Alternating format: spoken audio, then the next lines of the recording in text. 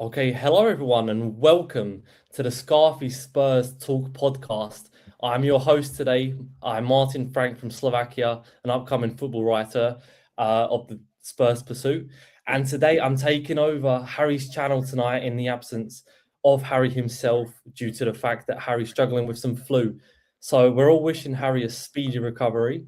And today's podcast will be about the Burnley draw review.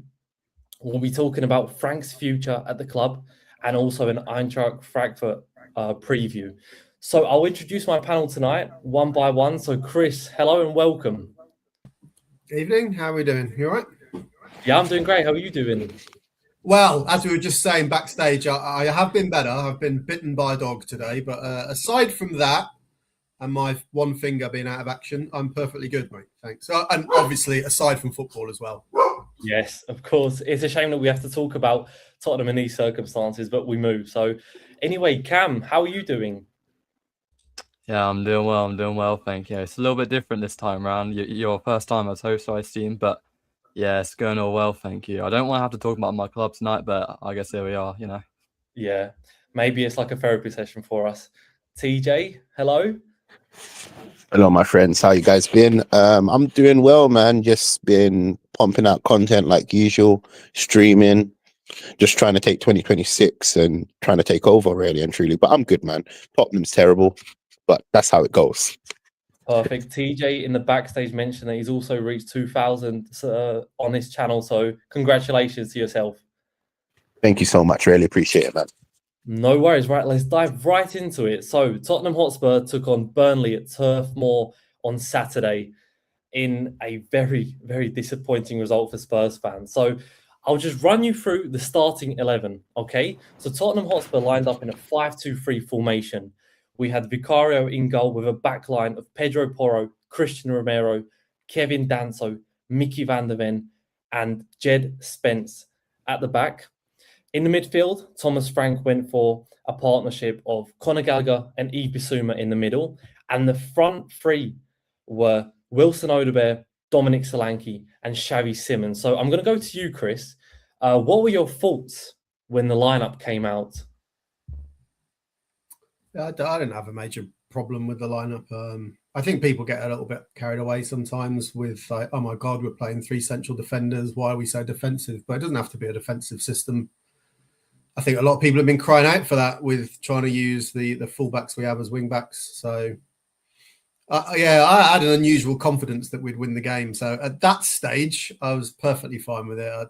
There wasn't anything too much different I would have done particularly. I always like to see Palhinha playing, but obviously he's not an option right now. So that wasn't available to us. And with that in mind, no real issues with it.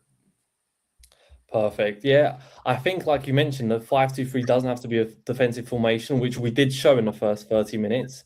Yeah, sure. Okay, anyway, coming on to you, Cam, was you surprised with Jed Spence starting ahead of Destiny Udogie at that left wing-back position? I wouldn't say I was too surprised, to be honest. I mean, it didn't, catch me out, if you know what I mean, because obviously Destiny Udogie played midweek against Borussia Dortmund. And I thought one player was going to get arrested, and I guess it was Udogie. Obviously, I don't know if he's fully fit or not because he's, coming back from injury. So I think, someone kind of had to get arrested. But I think in terms of the team in general, I think, the defense definitely, freaked out a lot of people. I think, when you look at the team and you look at our profiles, I think you could clearly kind of tell it was either going to be a back three or it was going to be Mickey van der Ven at left back, and it ended up being the latter. In my opinion, I think Udogie is definitely a better player there than van der Ven. That's for obvious reasons, but yeah, I mean, we've seen Jed Spence on the left multiple times this season, and yeah, I mean, I can see why Frank's played him there, because at the end of the day, Sousa's just signed for us. He's not going to be ready yet, and yeah, Udogie and Spence are the only options there. But yeah, didn't catch me out too much because I knew that someone was probably going to get arrested. Yeah, I think you summarised that perfectly. Thank you, Cam.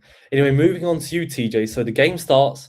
We're relatively in control. We are huffing and puffing. And finally, we get the breakthrough goal in the 38th minute with Mickey van der Ven scoring.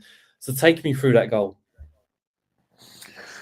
Okay, so essentially for me, we we were building up quite well. In my opinion, how I saw it, we were the better team first half. A lot of the fans are saying, yeah, no, we needed to be better. No, I thought we were the better team. We controlled that half. Van der Ven, literally just, I don't know, scissor kicked it. I think it was more of a reactionary goal. He clearly saw it quick, so he had to just react to it, right? And honestly, that's why you have a player like Van der Ven in them areas, man. He's scoring the goals, and yeah, he was in the right place at the right time. I felt like we did build up quite well from that goal. Obviously, I felt like we are too reliant on players like Van der Ven, players like Romero to get us goals. That's another question that obviously you haven't asked me yet, but I just wanted to add it to this Van der Ven discussion, because I thought like Van der Ven took it well. There was no complaints. I was a bit scared that he might have been injured, after he went for the sliding tackle, or sliding shot, scissor kick, however you want to call it, volley. I was a bit scared that he would have been injured after him shooting the ball. But yeah, that's basically the goal, really and truly. Yeah, hold on to that thought. I will get back to you about that scoring situation at Tottenham Hotspur, but I will stick with you, Teejay, for now. Is just before halftime, the halftime whistle goes. Obviously, in Tottenham Hotspur style, in Tottenham Hotspur fashion, against the run of play, Axel Tuanzebe scores his first ever Premier League goal, putting us level into the break. So, what were you feeling like? Did you expect that? And run me through it. I'm sorry, I muted myself again. Sorry about that. Yeah, no. So essentially, it was a good cross from Kyle Walker to Tuanzebe. I don't think our defenders could have done too much. That was the first goal? Yeah. Cool. Going back, you know what? It's a blur. It's a blur. But going back to it, it was a good cross from Kyle Walker to Tuanzebe, and I don't think our defenders could have done anything to deal with that cross, maybe closing down the cross, getting towards Kyle Walker. But ultimately, I don't really blame any of our players for us conceding. Yeah, again, it's difficult to concede them type of goals, especially when ideally half time. I think half time is one of them things is get in at 1-0, then refocus, right? And because we obviously conceded near enough half time, it played a part in the reason why we drew, I believe. I felt in a certain way that it was going to happen. It wasn't like we were dominating from minute 1 to minute 45. They were getting a few half chances towards our defenders, and our defenders couldn't deal with it, to be honest with you. It was a good cross. I don't blame nobody for that goal. Maybe Vicario's positioning, if I was being very critical, and that's me being really harsh, because I generally don't think Vicario could have saved it as well. So yeah, that's basically my take. For me personally, it's a goal that should never really happen, because you obviously have to prevent them goals. We didn't put pressure on Kyle Walker for Kyle Walker to cross. However, there's not too much you can really do about that type of goal. But the next goal is the goal like I have a lot of fire for, really and truly. But carry on. Yeah. So you're claiming that the delivery was really good. Okay. Thank you, Teejay. So now moving on to Cam. So you're gonna run us through the second goal, the third goal of the game, which ultimately made us trail. So 2-1 Burnley, 76th minute, Lyle Foster. A very, very scrappy goal. Cam, on to you. Oh my! I don't even know where to start. There's so much wrong with that goal. I mean, you have Jaden Nancy, trying to fire up a shot. He obviously goes with a fake. Van der Ven is committed early, and he's sliding over to the Burnley fans. He's gone. And then Romero goes in on Foster. He goes and gets past him somehow. I really don't know how, with all those players back, we've somehow still conceded. And even, I don't think it's even a really quality goal from Burnley. I mean, the fake from Anthony was quite good, but I think from there, it was Foster who went for the shot and it came off like Udogie, who just slid it into the back of the net pretty much. It wasn't an amazing goal, and it's such a bad one for Tottenham to concede, albeit we've conceded some really, really bad goals, not just this season, but also in the past as well. It's definitely a goal that really frustrated me and that game as a whole. But I think, we were able to rescue a draw in that game. But in these type of games, Burnley away, they're 19th in the league. You should really be doing much better than this, in my opinion. Not rescuing draws later on. You should really be dominating the game, in my opinion. But yeah, I think overall, to concede a goal like that is not acceptable for me, in my opinion. I mean, I would expect, two centre-backs of Van der Ven and Romero's quality, because I've seen how good they are. I've also seen, their mistakes, but with their overall quality, I think they can definitely do better there, in my opinion. Yeah, very good. And like you mentioned, it was Romero and Van der Ven. But if you realise on the field, there was still Kevin Danso on the field. So we've got three centre-backs that are really struggling to deal with that. And I'm not sure if you've rewatched it, but Christian Romero, just as soon as that ball goes behind him, the initial pass, he sort of just stays frozen. To be fair, I've seen him do that a lot, like I feel like all the time when, teams just get past us or, score against us, I feel like he's always got his head down. And for, considering he's Tottenham Hotspur's captain as well, majority of games, I feel like, that's not the type of character that someone should really have after conceding a goal, in my opinion. I think, although he's someone who definitely gets us through games at times, I feel like, at that time when you've conceded a goal and you're in that bad moment, I feel like you need someone to kind of pick you up. I mean, I know you can not concede, sorry. I know he scored the equaliser in that Burnley game, but I feel like, he sometimes just goes around the pitch just looking a bit lazy, in my opinion, especially for a centre-back as well. I feel like that's not, something that should get past any of us. Yeah, I think I like that analysis of it. So in Romero's defence, like you've already mentioned, last minute of the game, we're pushing on. We've thrown the kitchen sink at Burnley's defence. Dubravka's made some fantastic saves. Xavi Simons hits the crossbar, and then finally Christian Romero in the last minute equaliser. So Chris, what's your take on that last minute goal? Can I just add a line onto the Romero defending, first of all? That it was beyond amateurish. He's come out. He's never going to get to Foster anyway, even if Foster controls the ball. But Foster dummies it. He needs a ticket to get back in. He's bought the dummy so badly. And what's absolutely unforgivable for me is he turns around, realises they've played around him, and he just watches, makes no attempt to get back whatsoever. This is our captain, a World Cup winning defender. Sure, he goes on to score the equaliser, but that's not his job. His job is to defend, and that was some of the worst. I don't know what you can say about it. This is the problem I have with Romero, and when clearly on his day, he's brilliant, and he can match probably one of the best defenders in the world on his day, but he drops stinkers on a regular basis that true top class players don't. So I have a bit of an issue with him. So I think you get a 9 out of 10, and then you get a series of 3s and 4s out of 10 on a regular. You get more of them than you do the 9 out of 10s, which frustrates me. But yeah, and then he takes it on himself, as he seems to have done regularly lately, to go and sort of get, when we're losing games, throws himself up front. I mean, I'm sure that's not just, some people have been saying things like, oh, he's ignoring Frank's tactics. Like, I'm sure when you're desperate in the last minute for an equaliser, you got no problem with your defenders going up front, especially when they score goals like our guys do. So yeah, I will give him some credit. What a header that was! It was an absolute bullet header. So yeah, that was all good. Just actually watching it out the corner of my eye again, just to remind me. So there's not a lot they can do about that. It's a good cross in, and it's an absolute bullet header into the top corner. I don't think any keeper's saving that whatsoever. So we actually worked it quite well.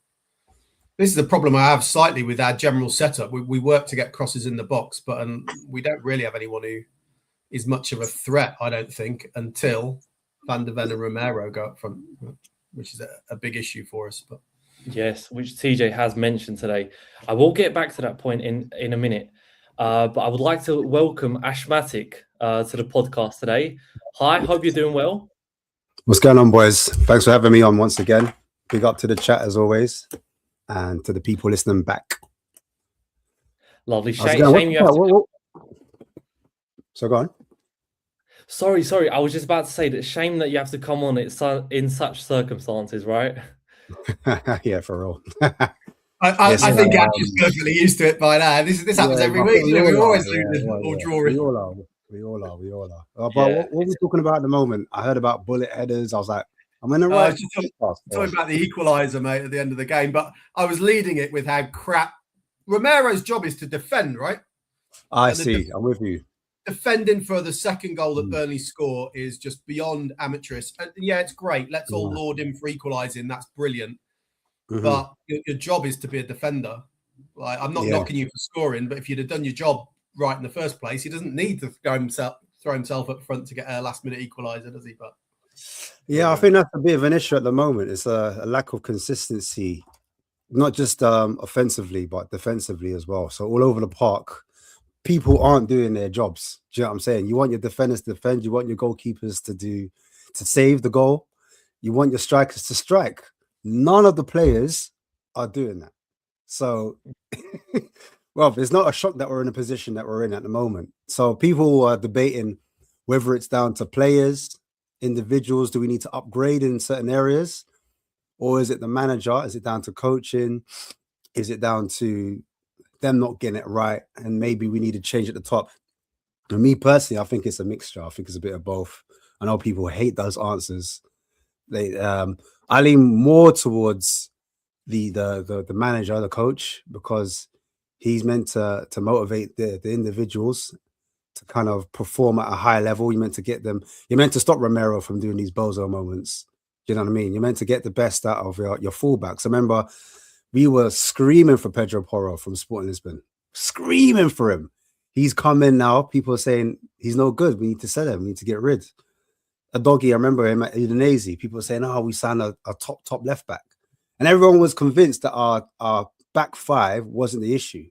All of a sudden, fast forward, under this manager, the left back, the right back, the goalkeeper, even our captain Romero, he's not really, as Chris was saying, not defending. So that's the reason why I kind of go around in my head and I'm thinking, these players can't be all that bad. Could he not get an extra 5%, 3%, 2%, 1%? And the argument at the moment has to be Manchester United's Michael Carrick. I don't know if I've spoken about it already, but he's obviously come in and he's kind of galvanized that Manchester United squad. People might disagree because they'll say, look at their attackers and look at our attackers. Do you know what I mean? But the point is, you had a coach in Amorim, and a lot of people were questioning it. You had some Man United fans were saying, keep with Amorim, it will come good. Look at the XG, look at the underlying stats. They will come good. But for whatever reason, they were very inconsistent. And they had one game a week, which made it even worse. And new guys come in and new ideas, and you can look at the football and instantly see the players and their body language looks a lot different.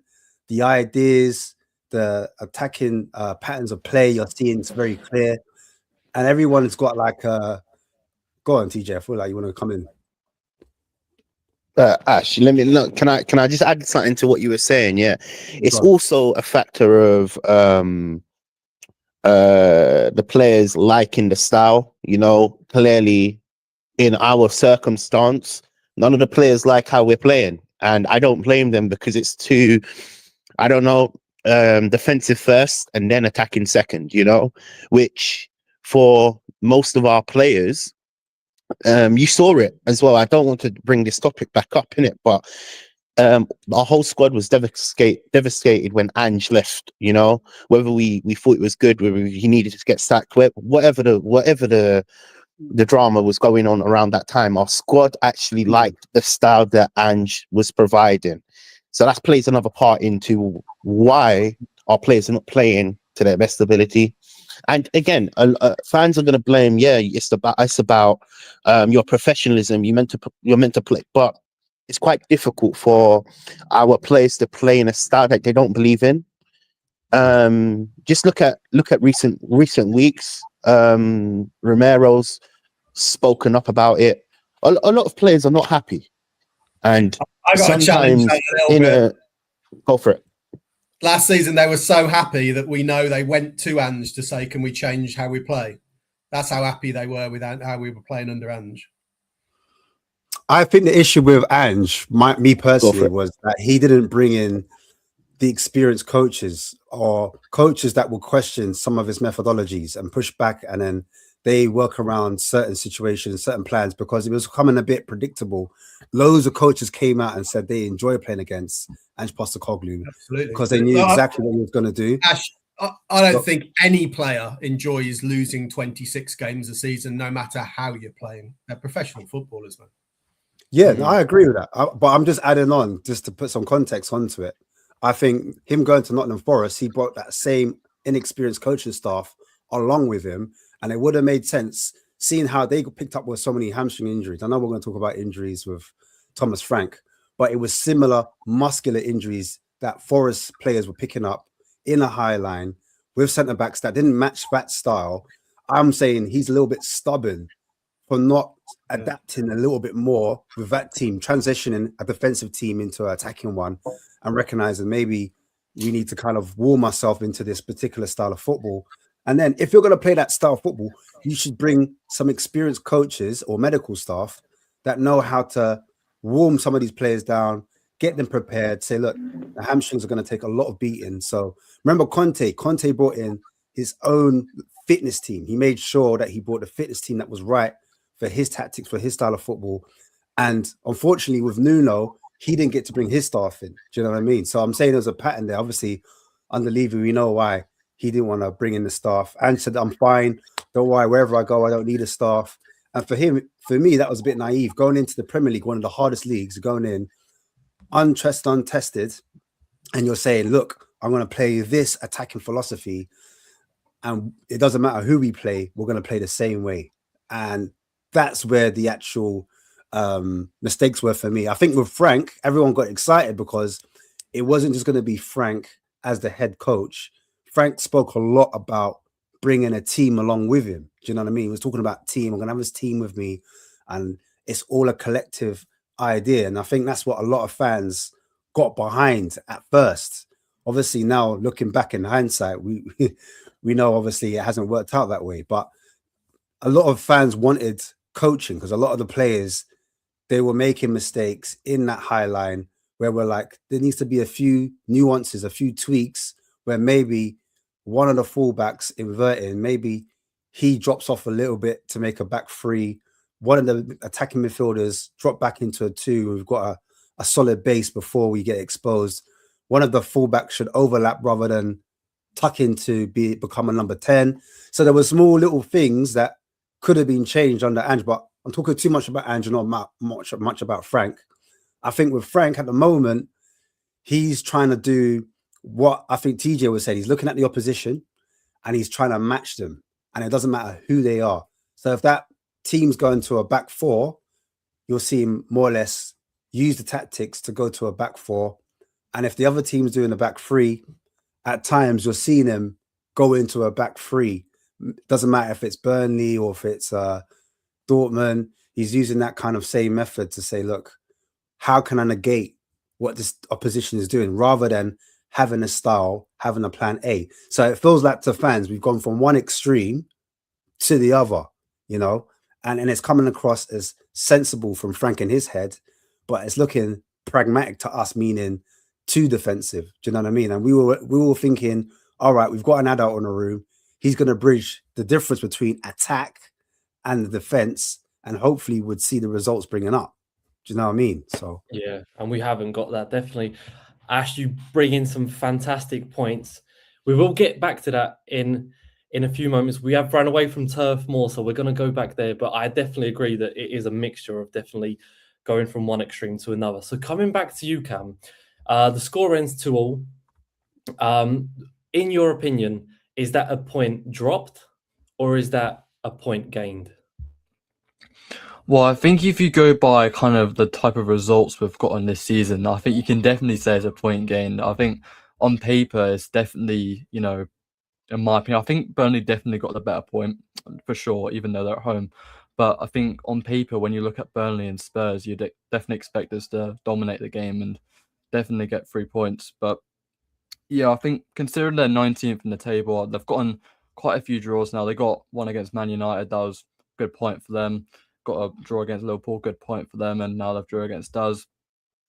But I think, you know, in this type of game, I think with the lack of opportunities we kind of made for ourselves and, you know, the lack of opportunities we got in the final third, I think it's definitely probably fair to say that a draw was somewhat a fair result. I don't think Burnley were really able to get too much out of the game. I think it was definitely a sort of fair encounter, in my opinion. I think, you know, as I said on paper, I think we should definitely be beating Burnley, but you know, we've played Wolves, we've played West Ham, and yeah, we've failed to beat them at times. And yeah, as I say, when you go by this season, it's, you know, definitely not a good point for us at all. And now we're winless in 5 games. We can't seem to get a win at the moment. It's always draws, it's always losses, and most of the time it's always losses, isn't it? And for me, it's not good enough. And you know, when you look at the Borussia Dortmund performance, you look at, you know, how we've done there and think, okay, if we can go into this Burnley game with a bit more confidence, that's kind of what you expect, you know, from our fan base. But, you know, as Tottenham always do, we go and beat Borussia Dortmund and then fail to beat Burnley. I guess that's just kind of how it goes for Tottenham. And yeah, I mean, it's not a good point for us, in my opinion, but I think with how the season's kind of went, you can almost kind of be happy we haven't lost the game, because from when that second Burnley goal went in, I actually thought we were going to lose the game. But yeah, our centre-backs go and save us again, which in my opinion, it's so unsustainable, because you've got, I mean, bar Richarlison, who's injured now and out for Tottenham, you've got your top scorers in both of your centre-backs, Romero and Van der Ven, which to me is ridiculous. But it seems like it's kind of working right now, but you know, it doesn't seem like it's sustainable. And you know, I understand that Frank wants to, you know, get the most out of like things like set pieces and that, like he did at Brentford. But I think, you know, when he kind of plays in this way, you know, as we've been talking about, you know, trying to match the opposition, as Ashmatic was talking about, I feel like it's kind of, you know, not the right approach that he should be kind of taking going into these games, whether we're playing Burnley, whether we're playing Dortmund, whether we're playing Man City. I mean, Dortmund was one of the more positive sides, but I feel like, you know, that kind of shows for me, in my personal opinion, where the Premier League is in terms of all these other big leagues in the world, like the Bundesliga and etc. But yeah, I don't think it's, you know, I think we have to take it in the end, don't we? We have to take a point. We haven't been good this season at all, and you know, I really fear for where we're going to be this season. But I'm just hoping we can turn it around. But yeah, at least we didn't lose, I guess is what you have to say. Yeah, I think you summed that up perfectly. I think Burnley, it was heartbreak for them. I think they're looking at it that they've dropped 2 points. So that's the situation we are in right now. Anyway, Chris, coming to you. So just the last piece to touch on Burnley is in the 76th minute, it was 2-1 to Burnley. And the first substitution of the second half came in the 78th minute. And it seemed sort of reaction to that Tottenham going down. So my question to you is, do you think Thomas Frank waits too long to make changes? When he joined, I've got a mate who's bizarrely a Brentford and West Ham fan all rolled up into one. And he said, he was mostly positive, but he said the one thing that will annoy you is Thomas Frank always waits so long to make substitutions. So it certainly doesn't surprise me. Although at the weekend, for the most part, you know, I felt we were the better side and we were mainly in control of the game. So probably frustrated me less at the weekend than it has done at other points, if I'm brutally honest.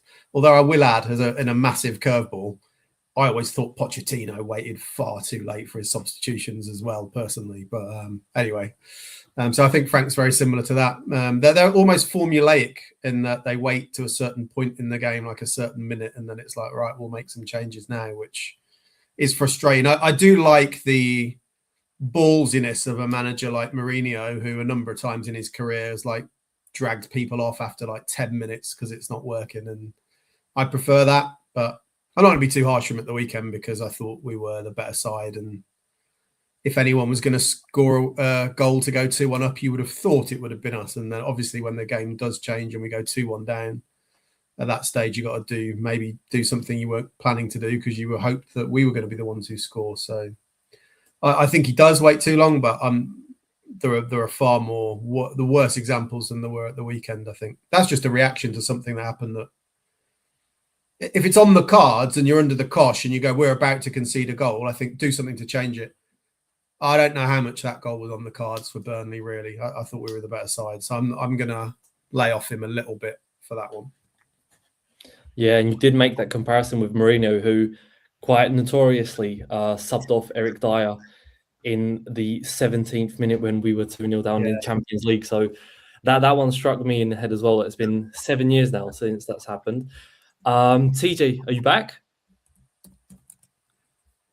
Oh.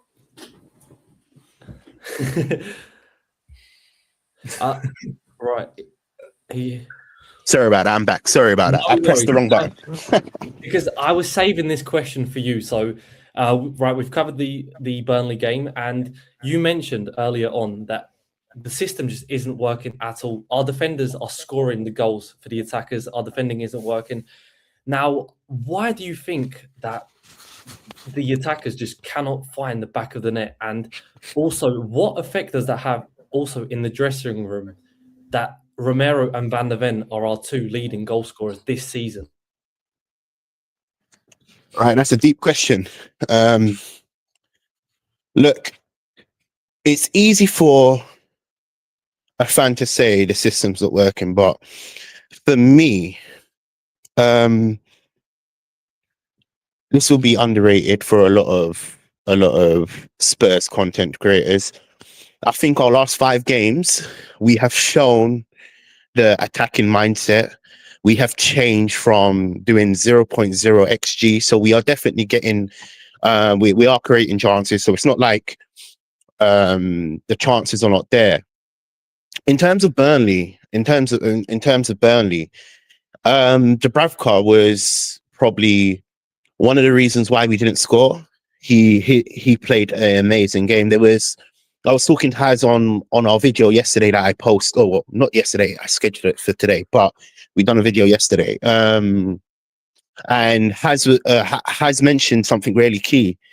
Dubravka was basically their catalyst. You know, he had a 10 out of 10 performance. There was Conor Gallagher's shot. You know, Solanke's header. You know, there was so many opportunities for where we could have taken the game from the first half, in my opinion. Even up to the second half, I felt like there were opportunities that should have gone in the back of the net. The problem that Tottenham have is a lot of fans have been saying quality, and we don't have the attacking players. This is my issue. You know, when you're lacking quality, you start to play in a way where it's free-flowing football. So as you can see, our top goal scorers are Vicario and Van der Ven. We're using set pieces to execute our problems on the pitch, which is a good thing, right? We're relying on set pieces. I think the stats have shown that we scored the most corners or something like that, according to after Burnley's match. I saw it on Sky Sports, something along the lines of we have now topped corners. And I remember myself, I was saying only Arsenal can score from corners. Now we have turned into that team where we're relying on corners, right? I don't see, a bit of me feels like it's definitely Franc for me. Franc, his style, his the way we play. Like, I'll give you a good example. I was at the Spurs game for the West Ham game, you know, doing interviews, you know, and a fan mentioned something really interesting that I overlooked. I generally overlooked, but now more I'm thinking of it, more if it makes kind of sense. When was the last time you saw Tottenham actually take a shot outside of the box? I think there were a few attempts in recent games. It does feel like maybe Thomas Frank has allowed them to shoot, or maybe they're just deciding that's the best option. I can think of Bergvall's against Bournemouth, but exactly like you mentioned, not a lot. Odegaard had a shot. Yeah. No, look. So for me, I think the risk factor, we don't take enough risk. That's one factor to.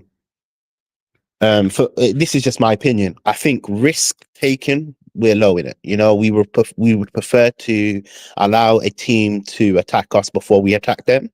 That plays a part. I also believe that Thomas Frank, he's been dealt with bad cards, which, again, whether you look at from the perspective of, he knew what he was getting into when he was coming to Tottenham. But in terms of, like, when I say bad cards, I mean, like, look, injury issues, you know, and it's ironic that you say this, but injury problems, you don't have his best attackers. Whether we like to accept that Tell, Odegaard, Richarlison, Kolo Muani. Now Richarlison's injured as well, so now Solanke's back, right? But he's been dealt with bad cards. He's missing his main key players like Kulusevski. Kulusevski is a game changer. Maddison is also a game changer. So that plays a part in why we are struggling to score goals, great goals, you know. However, I would have had this conversation with you maybe 4 or 5 game weeks, because I've said against West Ham, yeah, cool, that first half was awful, right? But we haven't been doing the 0.0 XG. I remember maybe a few weeks ago, it was constant 0.0, 0.0, 0.0, which was an issue, but we've improved that. Again, it's hard because Tottenham, for me, I've already said this on my preview, but I will tell you this. If we keep Frank, I feel like we will go down. Only for these 2 reasons. One, I don't think we're ready for the reality of fighting for points. You know, I don't think Frank understands it.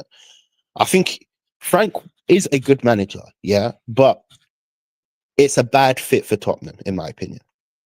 So I think we need to address that for the first, in order for us to improve, you know. And then you're going to question, who do we bring in? I was speaking to Haz, and I've actually come to the conclusion that right now we don't have nothing to play for. Yes, we are in the Champions League. Yes, there's a chance of us going further in that competition. But realistically, in the Premier League, there's nothing to play for, in my opinion. We need to contain our look. We're losing to teams like Bournemouth, West Ham, Wolves. Okay, well, it's not a loss, right? But it's a draw. Burnley.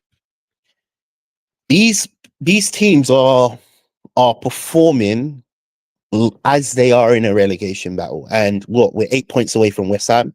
So we definitely need a manager that understands what relegation matters mean. And again, there's a manager that has been screaming. A lot of fans won't like it, but I understand why. I think it would be a good appointment. Sean Dyche, someone that understands what relegation means. Again, I'm not saying it's for the long run. I'm just saying it for the short run, because if we drop more points, and look at our fixtures going on, look at the next fixtures, I don't see where we can pick up maybe 6 points, even up to when you're looking at maybe 4 or 5 game weeks. I think we play against Fulham, teams that I would expect Tottenham to win against. They're on fire. They're playing well. They're picking up points, which Tottenham seems to struggle to do. You know, so it's difficult. Tottenham's a difficult team to analyze. It's one of them crazy teams that are either good or either bad. You know, and right now we're bad. But can I ask you guys a question? Yeah. See, I'm stealing it from Football Link. In fact, if we were to win the Champions League, would you accept going down? If we won the Champions League. So if it's certain that we was to win the Champions League, but relegation, we're going to get relegated this year, because I don't think we can mask that West Ham are performing good. You know, I feel like we're going to get drawn into that drop zone. 8 points away. Right, let's quickly do a panel check. So would you take relegation for a Champions League win? I'll start with you, Ashmatic. Would you take that? Hell no, because we're not Wigan FC. We're not Wigan.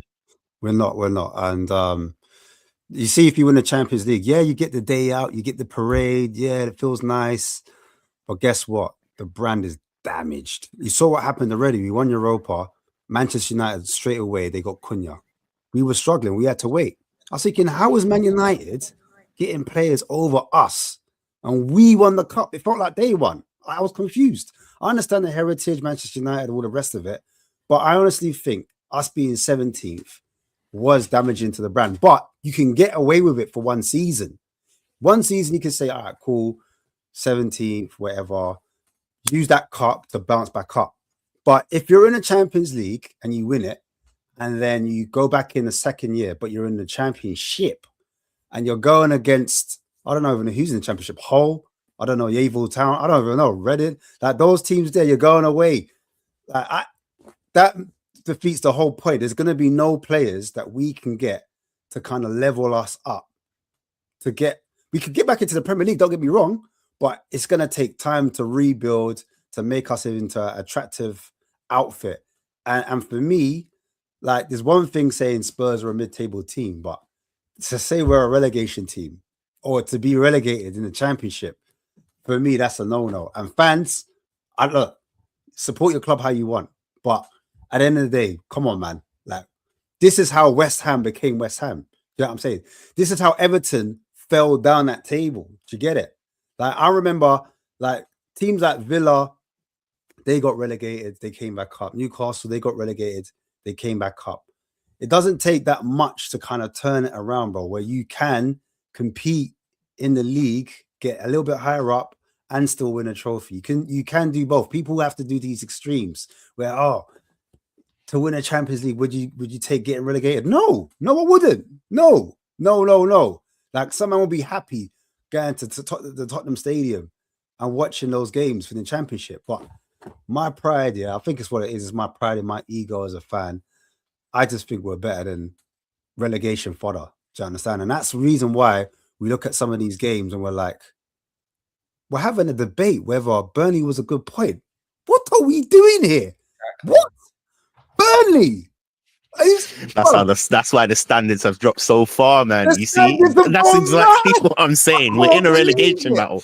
We have to just accept it for what it is. I try to keep a straight face, bro. I'm going on Instagram. I'm trying to keep myself busy. I said, bro, this is a mad show. I know you got to wait your turn before you say something, but I said, listen, come on, we can't allow this to be the norm for our club, bro, because we will be a West Ham. I've got Arsenal fans saying, you know what? Let them sack Franc, because that manager bounce ain't going to do nothing when it comes to us. I said, hey, yo, I get it. Like, they're in a healthy position, but I just need something a bit more from my club. I'm not saying top 4. I'm not even saying top 6. I'm not even doing that. I'm not even saying Europa. Do you know what I'm saying? But I'm saying we need to get to some level where we can have something to build off. And I'm saying Franc is a part of that, because he came and he said, we're going to lose some games. Like, I'm all here for realism. Do you understand? But you got to understand the message you're bringing out to players, to the coaching staff, to the fans. Do you understand? And as some people might call Ange deluded, at least he came out and he said, look, I'm not a 4th type of manager. I'm trying to win trophies here. Do you know what I'm saying? And if you don't quite hit the trophy, if you don't quite get top 4, you get the next best thing, which is Europe. Do you understand? Europa. Or you might get a good cup run. Do you understand? But at least you're telling them, you put it out to the universe. If you believe in affirmations, you're speaking you know what I'm saying, to the world. You're trying to manifest. So him coming out and saying, yeah, but we were 17th, like, guys are going to be appreciative. What? Oh, leave me out, man. That's all I've got to say about it, bro. Championship, I can't believe we're having this conversation, bro. This is wild to me. And I It's think crazy. TJ Before you go on, it's crazy. Sorry, let me just add something to Ash. It's crazy because when I had that conversation with Az, I actually felt like I was a bottom tier club, somewhat a club that is facing relegation, and it's true because look at how far the standards have dropped. Like I just want to add on to this. Look, last year wasn't acceptable. That's why we sacked Ange. We need to move the same way with this coach, in my opinion. That's why he needs to get sacked. Because if we don't sack him, he's going to be the reason we go down, in my opinion. I can't see him keeping us up, keeping us up. And that's also why I'm saying, for temporary reasons, we need to employ someone that understands what relegation is. Sean Dyche, in my opinion. Whether you think it's the good right move or not the right move, we need to stabilize, in my opinion. Because right now we're free flowing. By We're the way, getting dragged in the deep depths of hell. Dyche is crazy. Carry on. Sorry. Go on. I know it's crazy, but look at Tottenham right now, though. It is a crazy club. We're falling apart. For me, If we lose our next 2-3 games, this is what I'm gonna address to the panel, and then you guys can carry on because I spoke again, innit? If we carry on losing or carry on drawing, that gap between West Ham and Tottenham will close. For me, West Ham are in form right now. Whether we want to agree with it or not, we're out of form. We can carry on losing. We need to stabilize. I thought Franc was the stabilization. Clearly not. We need to stabilize. And we need a manager that knows what it takes to keep Tottenham up, or just to keep a team up, you know? I've just given Sean Dyche as an example. There could be many others, right? But we need a manager that knows what it takes to keep Tottenham up, because I'm scared that we're going to go down. Ultimately, I believe if we keep Franc in, we're going down. I'm putting my money on the table right now. That's how I see it. Martin wants to move on. Go on. So if we read the results coming up, we've got Manchester City at home, followed by Manchester United away, Newcastle at home, and Arsenal at home as well. 4 fixtures coming up in the Premier League. I don't see us getting points. So just moving on to Chris now. What is your stance with Thomas Frank? Are you in or out? And we'll quickly go through this and we'll move on to the Eintracht Frankfurt preview. Okay. I'm kind of neither. I'm not particularly Frank out because I think it distracts from what the main issues are at the club, and it pushes back the fans from actually addressing what the main issues are. Equally, I'm not Frank's the amazing guy who's going to bring us everything we want, but I just don't think he's the main issue. Could he be doing better? Sure, I expected better than this. But I'm not convinced what manager comes in and suddenly makes Tell and Odebear and players like that into great players. I think we've got an appalling squad, and the primary responsibility for that is Lang and Paratici, who have built this squad over the last 3 or 4 years. But the fans' ire isn't. I mean, Paratici's leaving anyway, but the fans' ire is primarily at Thomas Frank, and I think that's the wrong place, personally. I agree.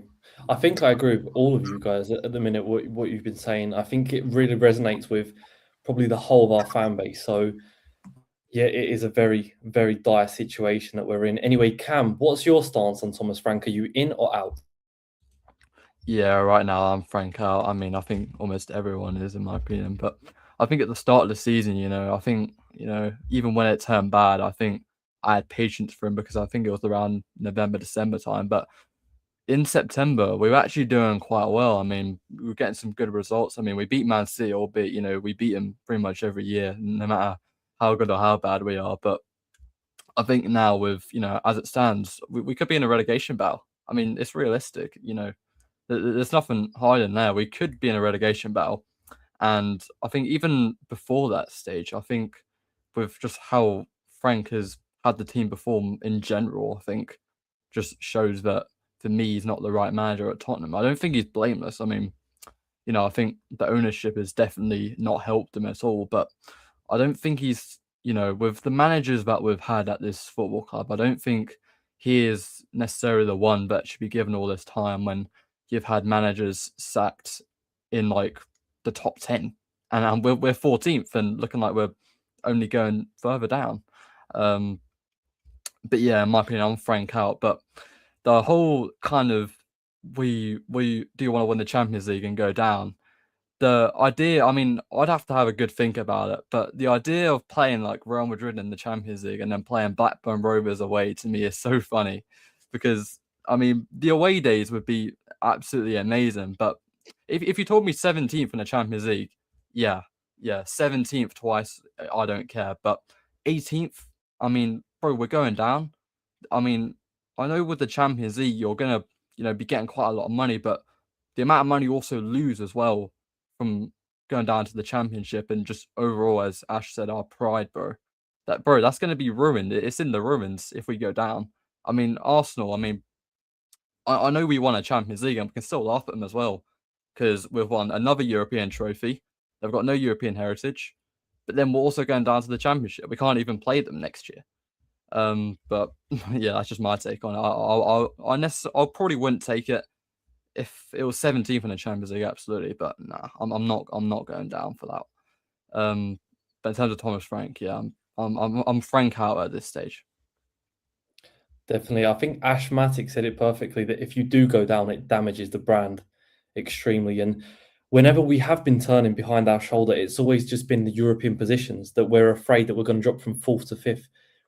I've never been in a situation as a Tottenham fan that we're genuinely going to be worried about 18th place in the Premier League. So dire times ahead. Anyway, just very quickly, just a yes or no answer from all of you.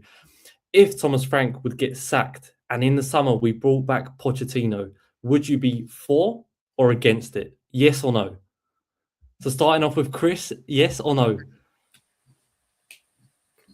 I'm not sure what yes or no means. Are you for or against it? Yes. Am I for it? Yes or no? Or are you for it? Are you for it? Am I for it? No.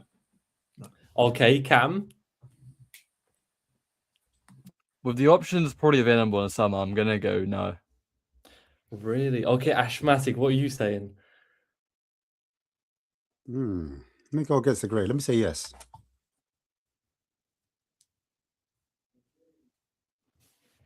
Yes. Yes? Can you hear me? Yeah, we can hear you. I think he's waiting for me. Maybe. I don't know. Yeah, you said yes. For me, that's a difficult question. I have to say yes because what we have right now, terrible. I'm saying yes as well, definitely. Anyway, moving on to Eintracht Frankfurt on Wednesday. So that's the last game week of the Champions League league phase. So we are playing Eintracht Frankfurt, who are 8th in the Bundesliga. However, they haven't won since the 22nd of October. They fired their manager, Dino Topmola, so they've got an interim there. They are 4th bottom in the Champions League, unable to qualify for the next Champions League phase. However, Tottenham are day and night in the Champions League compared to Premier League form. We need a win, which cements our position in the top 8. It's a guaranteed round of 16 phase. So I'd start with Ashmatic for this one. So what are your thoughts going into this game, especially in the situation that Frankfurt are in and our European form as well? Yeah, I think Frankfurt got nothing to play for, but it suits us playing these type of Bundesliga teams that you spoke about. The difference with quality between Premier League and the Bundesliga is very clear to see, in my opinion. Intensity-wise, we're a lot stronger, physical. We don't give players and teams a lot of time. And you saw Xavi, he's come from the Bundesliga. You've seen players like Wirtz, he's come from the Bundesliga. They excelled in that league, came to this league, and they're taking a little while to adapt because they do have less time on the ball. And it's a more physically demanding, or not even physical. I'd say the speed of it, the speed of the game is a lot higher. And so therefore, you need to be 2 steps ahead. And you're seeing that against Dortmund, Xavi was like one of the best players on the pitch. And so we talk about a quality issue when it comes to Spurs. Do we have players that are good enough? But then you saw how he performed. Odegaard had a top performance. Xavi had a top performance. Even Spence didn't look out of place on that left-hand side. Obviously, the formation is debatable whether it was a 3-4-3. Some people say it still looked like a back 4 when we were playing. I would say we changed between the two. But again, if you look at their form, I think it's 1 win in 5 in the Bundesliga, and it's 1 in 7 in all competitions. So I expect Spurs to lose this game because, that's what we like to do. We like to do whenever there's like a remarkable stat, just put your money on Spurs just to come, or Dr. Tottenham just to turn up at the door. We've just got a habit of doing it. But no, but in all seriousness, I always back my team to win, to be fair. So I'm gonna back them to win. Or away from home, so there's going to be less pressure for the boys as well. I feel like sometimes when they're away from home and the spotlight's not really on them like that, they tend to perform. So it might be a mentality thing with some of these players, I think. And it's not just these players. It's been over a numerous amount of seasons where a mentality issue has been in and around that squad, like where we just, when it matters, we don't seem to do it. But when there's no pressure, you're like, wow, where's this been? Why can't we play like this every week? And I think that's why Teejay was saying it's so hard to call Spurs when you ask a question, because we just don't know, as YouTubers, as fans, as social commentators, what Tottenham you're going to get. It's like, life's like a box of chocolates. You never know what you're going to get. You know what I'm saying? That's what Tottenham is at the moment. But yeah, without going into too much detail, I think we should have enough. There is a player that we are linked with, from Frankfurt, and his name's Uzun. He seems like the danger man. Plays in like the number 10. They play a 3-4-2-1, so they play with 2 10s with the one striker in front, and they've also got a wing back in Nathaniel Brown, who was linked to many clubs. We were looking at him at one point as well. He's someone that could be up and down, quite dangerous. Someone to look at for maybe if Spence starts. I don't know what the lineup's going to be, because I don't know if Spence will start or Porro will come back in. That would be one that's interesting. You guys have probably spoken about Matisse Tell. Some people think hard done by. Some people don't think he's not good enough. So there's so much like interesting things to talk about in terms of lineup, in terms of how we're going to set up. Are we going to go over back 3 again?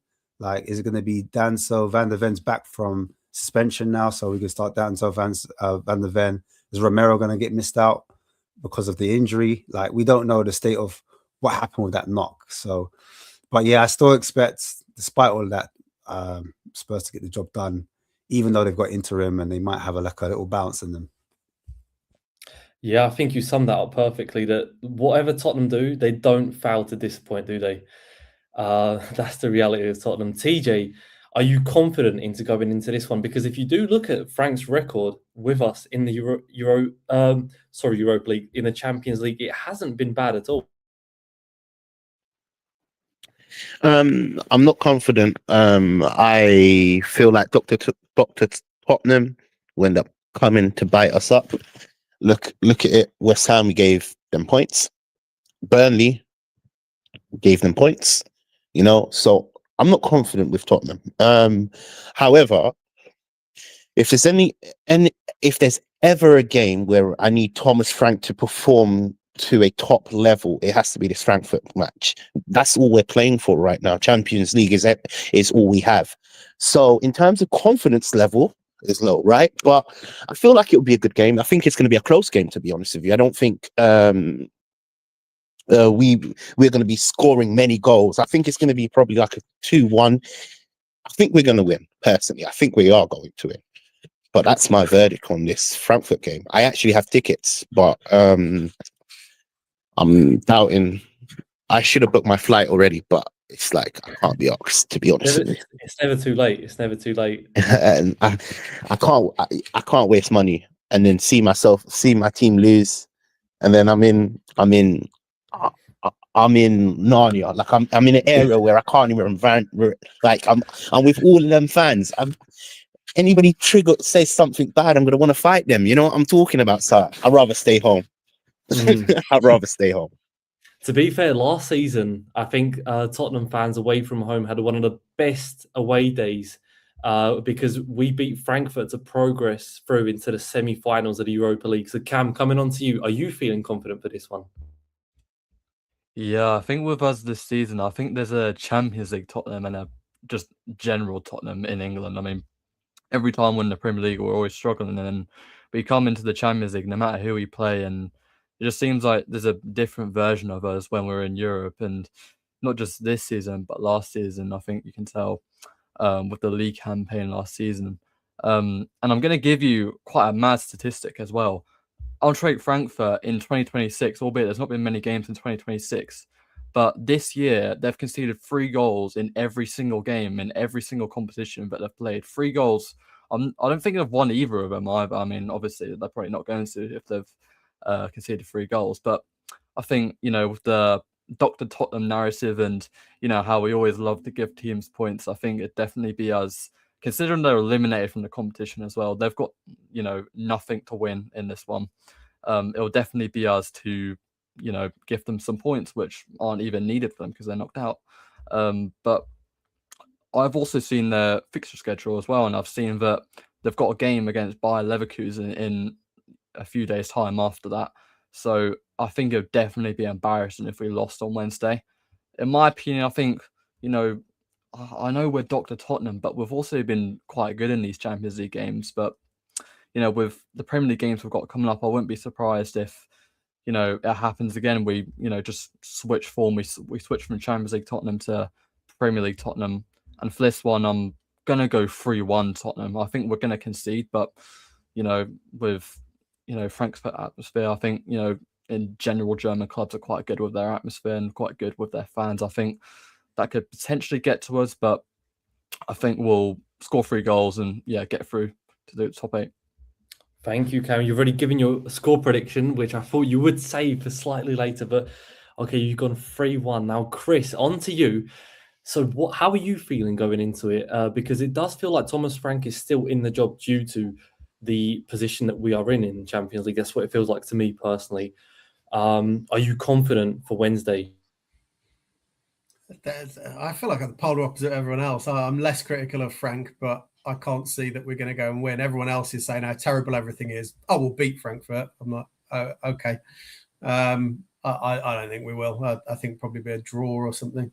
You never know with them having pressure off. I mean, that could go one or two ways. They could rotate and play fringe players, which would help us probably. But they might also just enjoy playing without the pressure of needing to get a result, right? Which that could be a negative for us. So I don't know, but I just don't have the faith in the players that we're going to go away there and play particularly well. So, and they've still got quality players. I know they're going through a bit of a rough patch, but they've still dug out the odd decent result. Like they gave Barcelona a decent game. There's a few players there that could cause us well, almost certainly will cause us problems because we're Tottenham. So I could see it just being just doing what Tottenham do, and I could see it being a draw, and then we just we'll end up like 9th. That's just Tottenham all over, isn't it? We'll just miss out slightly from where we want to be. I'll go with a draw. I've actually heard several people on social media claim that they would genuinely take a loss or a draw to see Tottenham play an extra 2 games in the Champions League in February because we won't get European football anytime soon. So there's a big problem with that. There's a big problem with that. Those 2 legs are either side of playing Arsenal, which I exactly. Think that's one thing. And another thing is, well, to be fair, if we get to the round of 16, we're playing 2 legs anyway. So I don't really get, the kind of thinking for that because, there's 2 legs in the playoffs anyway. You're playing at a later date. We've got 2 more games, no matter what. I mean, at a later date, we've got preferable games as well. So you probably want it in between then. Also, and I also think it's quite arrogant as well because you are underestimating teams in the Champions League to progress through to the round of 16. Okay, perfect. Moving on. So we'll do the score predictions now. So I'll start off first. I'm saying it will be a very narrow 2-1 victory for Tottenham. So Ash, what is your prediction for Wednesday? Yeah, I was going to say 2-1 as well, but let's be different. Let's go 2-0. Clean sheet. I know it's crazy, right?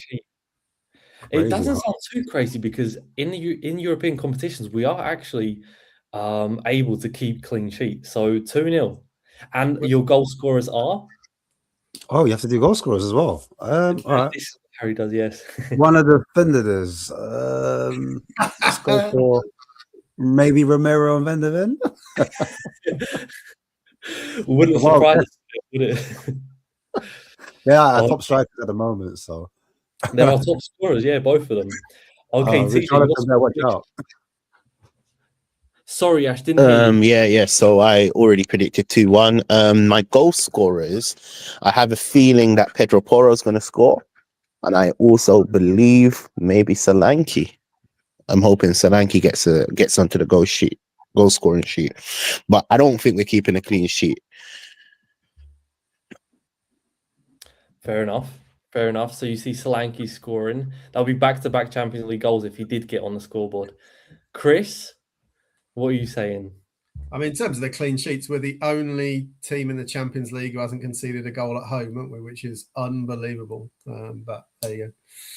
Unfortunately, this isn't at home, which is weird because in the Premier League, we're crap at home and good away. But anyway, I'll go with 1-1. I'll spread my usual level of joy and optimism and say it'll be a stinky own goal. There you go. And one more thing. So do you think we'll go ahead or do you think we'll concede first? I don't know if we've got the minerals to come back away from home if we concede first. So I'll say we'll go ahead. Nice. So 1-1 prediction from Chris. Okay, Cam. Probably. I'll go even further. Probably we're in the top 8 deep into stoppage time and then we'll concede a goal and it'll go 1-1. It'll drop us out the top 8. I can't imagine the aftermath of that with Thomas Frank, with the squad, with the fans. That would be. By the way, if anyone thinks, God, he's negative, this is 40 odd years worth of Tottenham being Tottenham. You said before, Martin, I'm not used to us talking about 17th and 18th. I am. I've seen it all before, many years ago. Seen it all before.